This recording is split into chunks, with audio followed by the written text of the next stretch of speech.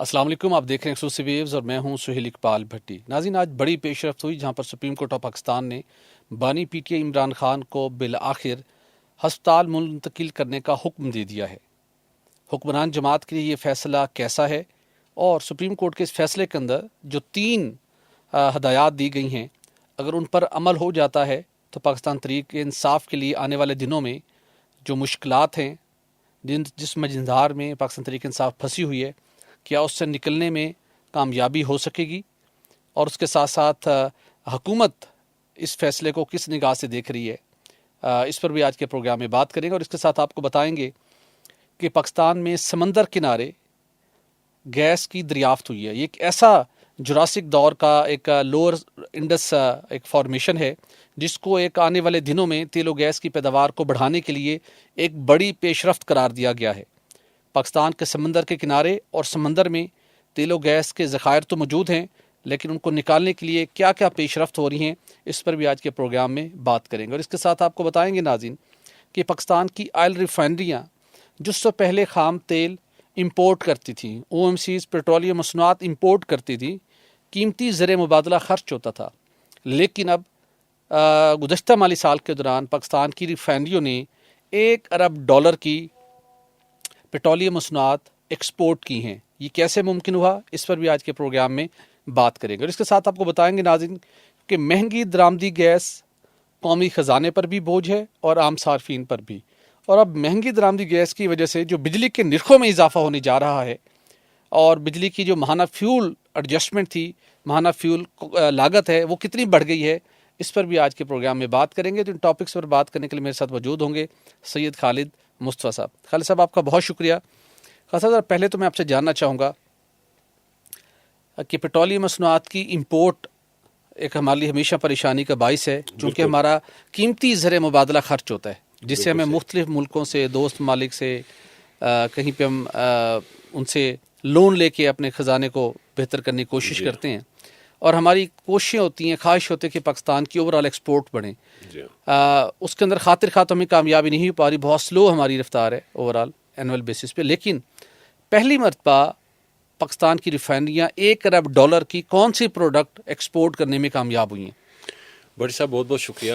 بھٹی صاحب، اس وقت جو مرچنٹائزڈ ایکسپورٹس ہیں نا جی پاکستان کی، جس میں ٹیکسٹائل بھی آ جاتا ہے اور بھی دوسری پروڈکٹس آ جاتی ہیں، وہ ٹوٹل جو پروڈکٹس ہوئی ہیں، یعنی جو لاسٹ فسکل ایئر ہے، فنانشل ایئر 2026، وہ تقریباً $30 سے اوپر ہوئی ہیں جی بھٹی صاحب۔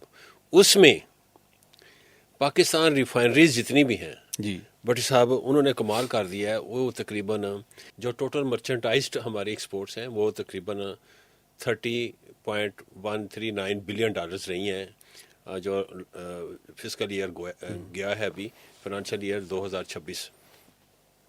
اور پاکستان کی تاریخ میں کبھی بھی جو پیٹرولیم ہماری پروڈکٹس ہیں، ان کی جو ایکسپورٹ ہے، کبھی بھی $1 بلین سے اوپر نہیں گئی، لیکن اس دفعہ ہماری ریفائنریز نے کمال کیا ہے۔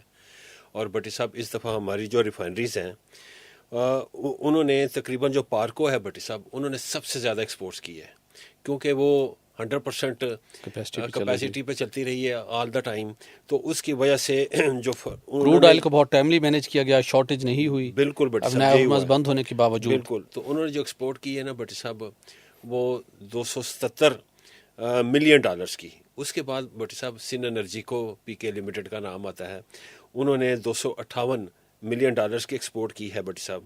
پھر نیشنل ریفائنری کا نام آتا ہے، $238 ملین ایکسپورٹ کی ہے۔ پھر پاکستان ریفائنری لمیٹڈ آتی ہے، $200 ملین کی انہوں نے ایکسپورٹ کی ہے۔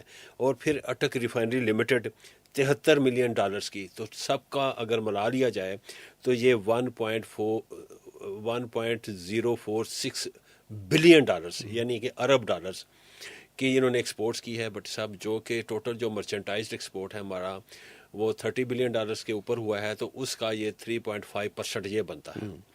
اچھا بٹی صاحب، جو آپ نے کوشچن پوچھا ہے کہ یہ انہوں نے کیا ایکسپورٹ کیا ہے، بٹی صاحب آپ کو پتہ ہے کہ جو فرنس آئل ہے پاکستان میں، اس کا استعمال بہت ہی کم ہو گیا ہے۔ کبھی کبھار پاور جنریشن کے لیے استعمال ہوتا ہے، ادروائز اس کا جو ہے نا بہت ہے، لیکن اس پہ انہوں نے لیوی بھی لگائی ہے اور پھر جو کاربن لیوی بھی لگائی ہے، مہنگا بھی بہت زیادہ ہو گیا ہوا ہے. تو اس وجہ سے بھٹی صاحب پھر ان کے پاس ایک آپشن تھی اور وہ یہ آپشن تھی کہ اس کو ایکسپورٹ کر دیا جائے. اچھا، انہوں نے ایکسپورٹ کیا اور $1 بلین کا فارن ایکسچینج ریزروز کما کے گورنمنٹ آف پاکستان کو دیا. بالکل ٹھیک. بھٹی صاحب یہ کوئی عام چیز نہیں ہے. اوپر سے بھٹی صاحب سن انرجیکو کا میں ذکر کروں گا، جی. اور پہلے بھی آپ نے کوئی 2 ہفتے پہلے بھی سٹوریز دی تھی کہ ویسے گوادر میں جو بڑے بڑے ہمارے ایل این جی کے کارگوز ہیں، جی. جو میرین جو شپنگ ہو رہی ہوتی ہے وہاں پہ، تو اس کو بھی جو فیول جو دیا گیا ہے، very low sulphur furnace oil جو تھا، وہ سن انرجیکو نے پرووائڈ کیا بڑے بڑے ایل این جی کارگوز کو، فیول پرووائڈ کیا، یعنی بنکرنگ کی. تو وہ ساتھ ساتھ یہ بنکرنگ بھی کر رہا ہے سن انرجی کو، یعنی کہ بڑا اچھا فیول، یعنی کہ جو لو سلفر فرنس آئل ہے وہ پرووائڈ کر رہا ہے. تو یہ جو ہے نا ہماری جو ریفائنریز ہیں یہ اب کمپیٹیٹو ہوتی چلی جا رہی ہیں بھٹی صاحب. تو یہ بڑی خوش آئند بات ہے، اور ریفائنریز کا اس طریقے کے ساتھ $1 بلین کے ریزروز جو ہے وہ لے کے آنا، فارن ایکسچینج لے کے آنا، میں سمجھتا ہوں یہ بہت بڑی بات ہے. اس کے علاوہ بھٹی صاحب سن انرجی کو کا میں ایک اور ذکر کرنا چاہوں گا. بھٹی صاحب آپ کو پتہ ہوگا کہ پچھلے دنوں میں ایک خبر آئی، وہ خبر یہ تھی کہ ایکسچینج اسٹیبلائزیشن فنڈ کے حوالے سے جی پاکستان نے امریکہ سے کہا کہ ہمیں $10 بلین کی جو ہے نا وہ ایکسچینج اسٹیبلائزیشن کے حوالے سے ہمیں پرووائڈ کریں پیسے. لیکن مجھے پتہ چلا ہے کہ وہ اب جو ہے وہ آ جائے گا ٹریڈ فنانسنگ کے حوالے سے وہ پیسے دینا جا رہے ہیں. تو اس میں بھی سن انرجی کو جو ہے وہ اس نے قدم بڑھایا ہے بھٹی صاحب، اور وہ جو پہلے بھی وہ انہوں نے کافی آئل جو ہے سویٹ کروڈ آئل جو ہے وہ امریکہ سے منگوایا ہے.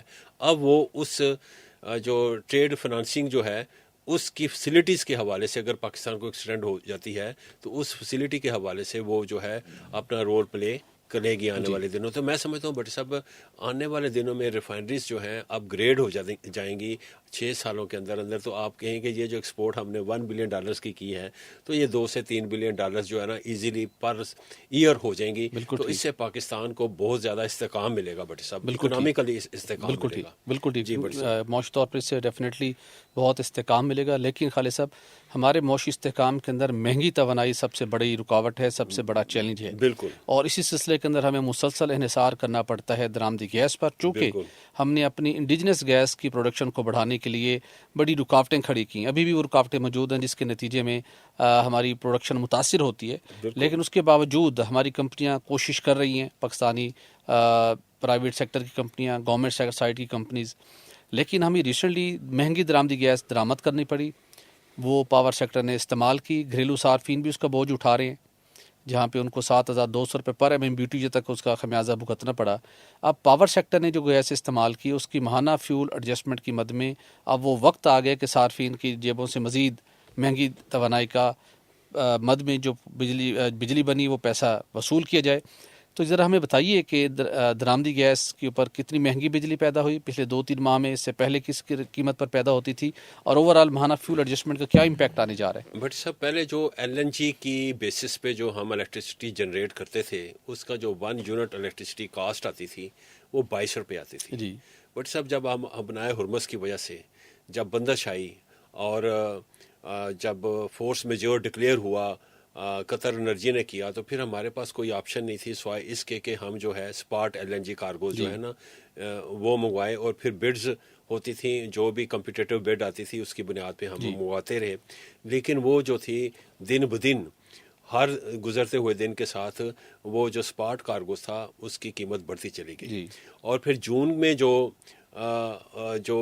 1 یونٹ الیکٹریسٹی کی جو generation cost I based on LNG وہ بٹ سب $35.50 ہو گئی. لیکن جولائی میں یہ مزید بڑھ گئی ہے بٹی صاحب، یہ تقریباً $47 سے اوپر چلی گئی اب. تو یہ بہت بڑی ہے. میں آپ کو بتاتا ہوں کہ یہ جو پٹیشن ہے سینٹرل پاور پرچیز ایجنسی نے جو سبمٹ کی ہے for the month of July, یہ ہے ایکچولی منتھلی فیول ایڈجسٹمنٹ کی مد میں انہوں نے پٹیشن جمع کروائی ہے. اس میں ہوش ربا قسم کے بٹی صاحب انکشافات ہوتے ہیں. یہ جو ہم RLNG پیدا کی ہے بٹی صاحب ہم نے، وہ ایک 1629 گیگا واٹ آور جو ہیں ٹھیک ہے. وہ صرف ہم نے RLNG بیسڈ الیکٹریسٹی پیدا کی ہے اور اس کی کاسٹ ٹوٹل آئی ہے 70 بلین روپیز اور جو جنریشن کاسٹ بنتی ہے 1 یونٹ وہ 47 روپے کی بن رہی ہے. بٹی صاحب پھر میں آپ کو کہوں گا کہ پھر ہم نے وہ حرکت کی ہے کہ ہم نے پھر ڈیزل پہ بھی جو ہے نا وہ پھر پاور پلانٹ چلائے ہیں اور ڈیزل پہ جو ہمیں کاسٹ پڑی ہے وہ 54 روپے پر یونٹ زیادتی ہے. تو جب آپ کے پاس درآمدی گیس موجود تھی آپ پھر اگر اس چلیں وہ بھی مہنگی تھی 47 روپے لیکن 54 اور 47 کا بڑا فرق ہے. بڑا فرق ہے. اس پہ چلانا چاہیے. اس کے باوجود بٹی صاحب RFO بیسڈ پہ بھی انہوں نے چلائی ہے فرنس آئل کی. اس کی قیمت آئی ہے پر یونٹ ہمیں وہ ہے یہ 50 روپے. تو لیکن بھٹی صاحب اس میں جو ایک دو اور جو ہے وہ بڑی خوش آئند بات ہے کہ جو میں دیکھ رہا تھا کہ نیوکلیر کی جو الیکٹریسٹی جنریشن ہے بھٹی صاحب وہ جو ہے وہ بڑی اچھی رہی. وہ 3 روپے ہے 3 روپے پر یونٹ. اور بٹی صاحب ہمارے باسکٹ ریٹ کو اوور آل نیوکلیر نے اور ہائیڈرو نے پہلے اب تھوڑی سی ہائیڈرو بھی اوور آل مہنگی ہو گئی ہے لیکن نیوکلیر نے خالد صاحب بہت اس کو سپورٹ دی ہوئی ہے. نہیں ہوئی اتنی زیادہ مہنگی نہیں ہے بٹی صاحب. یہ تقریباً 4-5 روپے کے درمیان میں ابھی بھی آ رہی ہے اوور آل جو آ رہی ہے نا وہ 1.5 روپے سے 4.5 تک پہنچ گئی. ٹھیک ہے لیکن نیوکلیر نے بڑی سپورٹ دی ہوئی ہے. بالکل دی ہوئی ہے. لیکن بٹ صاحب میں آپ کو کہوں گا کہ جو لوکل جو کول پہ جو الیکٹریسٹی ہم نے جنریٹ کی ہے نا وہ 10 روپے کی ہے اور وہ تقریباً 1650 گیگا واٹ آورز کی ہے. لیکن جو امپورٹڈ کول ہے بٹی صاحب 16 روپے. اچھا جو لوکل کول ہے یعنی تھر کول ہے وہ 10 روپے اور جو ہم نے امپورٹڈ کول ہے وہ 16 روپے پہ آ رہی ہے. یعنی دیکھیں نا لیکن امپورٹڈ کول پہ زیادہ الیکٹریسٹی انہوں نے جنریٹ کی ہے جبکہ ان کو کول پہ بیسڈ جو پاور پلانٹ سے لوکل ان میں زیادہ. لیکن جو لوکل گیس پہ ہے بٹی صاحب لوکل گیس پہ جو الیکٹریسٹی جنریٹ کی گئی ہے کیونکہ ہم RLNG کا موازنہ کرتے ہیں نا کہ 47 روپے پر یونٹ ہے اس کی اور جو لوکل گیس پہ ہے بٹی صاحب وہ ہے تقریباً 13 روپے. کہاں 13 روپے بٹی صاحب اور کہاں اگر بٹی صاحب میں تھرڈ پارٹی سے الیکٹریسٹی لے لوں تھرڈ پارٹی سے گیس لے لوں تھرڈ پارٹی سے ذرا میں ایک ایسے آئیڈیا فلوٹ کر رہا ہوں تھرڈ پارٹی سے میں لے لیتا ہوں اور پاور جنریشن کرتا ہوں اس کے ساتھ تو اس کی جو کاسٹ ہے ڈیفینیٹلی وہ 47 روپے کی نہیں ہوگی. میں بتاؤں کتنی ہوگی وہ. ہاں جی وہ تقریباً ہوگی جناب 20 سے 21 روپے. 20 سے 21 روپے. اب آپ بتائیں بٹ صاحب ہمارے پاس آپشن تو ہے نا تو اب ہم اس آپشن کو صرف اس لیے نہیں کر سکتے کہ جی ہم IMF کے ڈسپلن میں ہیں. آپ IMF کو بتا سکتے ہیں. آپ کو میں بات بتاؤں جب یہ کریٹیکل ٹائم تھا اور حکومت ڈھونڈ رہی تھی درآمدی گیس کو اس وقت پیٹرولیم ڈویژن کے ایک ذمہ دار افسر نے بتایا ہے کہ پیٹرولیم ڈویژن کے اعلیٰ حکام کو یہ پیشکش کی گئی کہ مشکل وقت ہے حکومت کے لیے بھی اور پورے ملک کے لیے بھی اور ملک کی معیشت کے لیے بھی. اب مہنگی گیس ڈھونڈتے پھریں اور وہ مل نہیں رہی. ہم آپ کو 3 ماہ 6 ماہ 8 ماہ کے لیے ہم آپ کو تقریباً مہینے کے 2 کارگو سے زیادہ گیس دے سکتے ہیں لیکن اس پیشکش کو قبول نہیں کیا گیا. یہ بہت بڑا المی ہے. امپورٹ لابی بٹ صاحب وہ پریویل کرتی ہے. ویسے جو پٹیشن کہہ رہی ہے وہ کہہ رہی ہے جی کہ اوور آل جو باسکٹ پرائس آئی ہے ایک مہینے کی وہ 9 روپے 61 پیسے کی بنتی ہے جبکہ جو ریفرنس پرائس ہے وہ 7 روپے کی ہے تقریباً. اس لیے 2 روپے 52 پیسے کا انکریز جو ہے نا انہوں نے ڈیمانڈ کیا ہے. لیٹ سی کہ اب جو نیپرا ہے وہ 27 اگست کو 2 بجے ہیئرنگ کرے گا تو دیکھتے ہیں کہ وہ کیا فیصلہ کرتے ہیں. بالکل ٹھیک ہے. چلیں یہ تو نیپرا نے فیصلہ کرنا ہے لیکن الٹیمیٹلی یہ پاس آن ہونا ہے. کچھ پیسز میں اوپر نیچے ہو سکتے ہیں بالکل لیکن یہ پاس آن کرنا ہے اور عوام کو کہیں گے جی آپ جمع کرائیں. ہم نے تو آپ کو بجلی دینی تھی مہنگی بجلی بنا کے دے دیا اور آپ جمع کرائیں.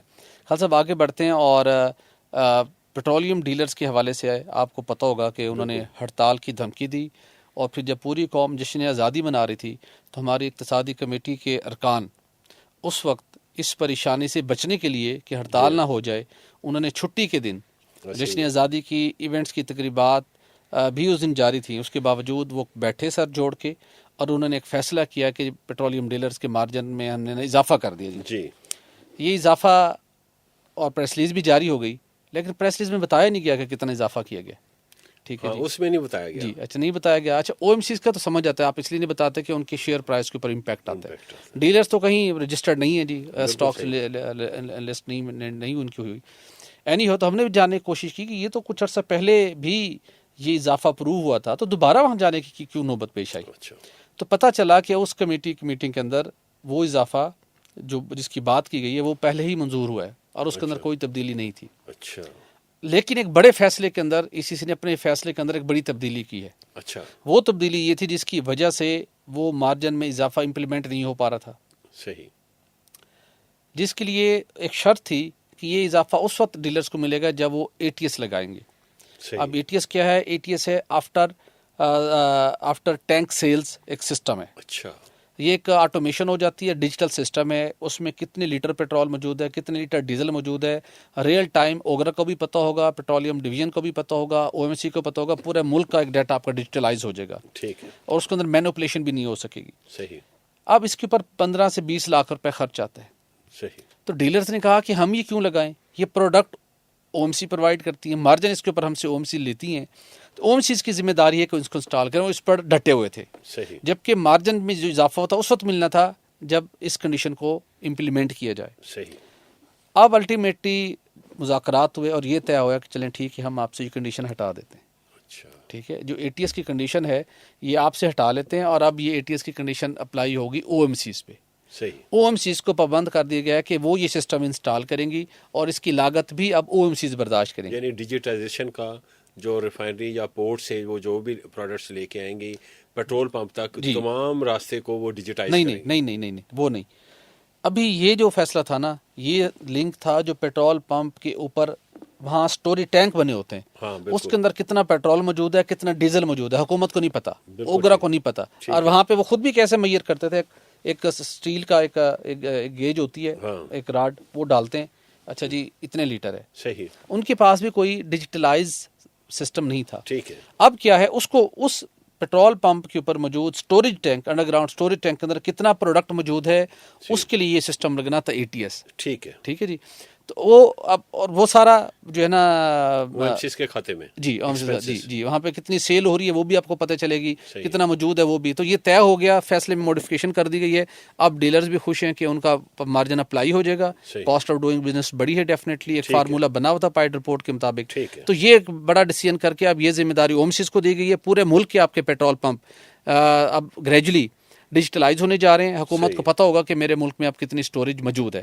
تو خالد صاحب اچھا فیصلے, آگے بڑھوں گا اور آپ سے جاننا چاہوں گا, پی پی ایل نے سمندر کنارے اعلیٰ معیار کی پہلی مرتبہ گیس کی دریافت کی ہے. صحیح. اور کہا یہ جا رہا ہے کہ یہ جو گیس کی کوالٹی ہے, یہ پہلی دفعہ اس کوالٹی کی گیس دریافت ہوئی ہے, جو کہ یہ سندھ کا ڈسٹرکٹ سجاول ہے, اور پی پی ایل اس کو آپریٹ کرتے, جس میں سرانی بلاک ہے, جس میں اس کا ویل تھا ڈولفن. اس ڈولفن ویل سے یہ منفرد اور اہم گیس کی دریافت ہوئی ہے. اور کہا یہ جا رہا ہے کہ یہ جراسک دور کی لوور انڈس بیسن کی چلتن فارمیشن سے ہائیڈرو کاربن کی یہ پہلی دریافت ہوئی ہے. اور اب پی پی ایل کا یہ کہنا ہے کہ اس دریافت سے پیٹرولیم سسٹم کی موجودگی تو ثابت ہو گئی ہے یہاں پر. ٹھیک ہے, جو اور اس سے خشکی کے دلدلی علاقے اور اس کے ممکنہ کم گہرے سمندری توسیع علاقوں میں ایک نئی ایکسپلوریشن, ایک فرنٹیئر کھل گئی ہے. گیس کی ڈسکوری بھی ہو گئی ہے, اور اس کے ساتھ ساتھ یہ اندازہ ہو گیا ہے کہ جو شیلو واٹر ہے وہاں پہ بہت سارے ذخائر موجود ہیں. یہ بہت بڑی بٹی صاحب یہ انفارمیشن ہے پاکستان کے حوالے سے. اور سپٹمبر اور اکتوبر میں بٹی صاحب جو ہماری ترکیہ کی کمپنی ہے, جو انڈس سی جو بلاک ہے وہاں پہ وہ اپنے جو سروے ویسلز بھیج رہے ہیں, سروے ویسلز بھیجیں گے. بٹ سب جب ان کو یہ پتہ چلے گا کہ یہاں پہ بھی شیلو واٹر میں ذخائر موجود ہیں تو ڈیفینیٹلی وہ انٹرسٹ لیں گے اس میں, اور پاکستان کی اپنی جو کمپنیز ہیں وہ بھی اس میں مزید انٹرسٹ لیں گی.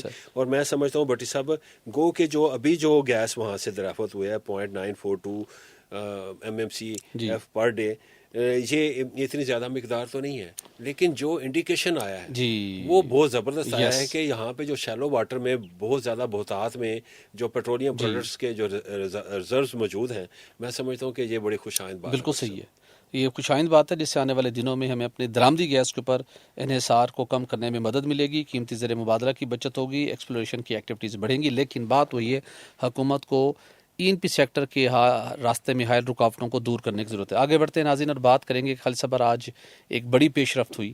نارملی ایسی سیاسی پیش رفت جمعے کو ہوا کرتی تھی, کافی عرصوں سالوں بعد جمعے سے کے ہٹ کے بھی ایک پیش رفت ہوئی ہے, جس میں بانی پی ٹی آئی کو بالآخر ان کے علاج کے لیے اور جو پی ٹی آئی کی قیادت کو، کارکنوں کو، ان کی صحت کے حوالے سے شکوک تھے، کنسرن تھے. سوشل میڈیا پر جعلی خبریں چلا دی جاتی تھی کہ بانی پی ٹی آئی کی بس حالت خراب ہو گئی ہے، آنکھ ضائع ہو گئی ہے، یہ آنکھ ضائع ہو گئی ہے، ان کے آرگنز فیل ہو گئے ہیں، اور کسی نے تو یہاں تک کہہ دیا، جھوٹ بول دیا کہ وہ اب دنیا میں نہیں رہے. بے پناہ قسم کی جھوٹی خبریں چلتی تھی. وجہ اس کی یہی تھی کہ چونکہ جو پہلے ان کو اجازت دی گئی تھی، ان کی بہنیں اور باقی لوگ ملتے تھے اور باہر آ کے اس کے اوپر پھر سیاست ہوتی تھی.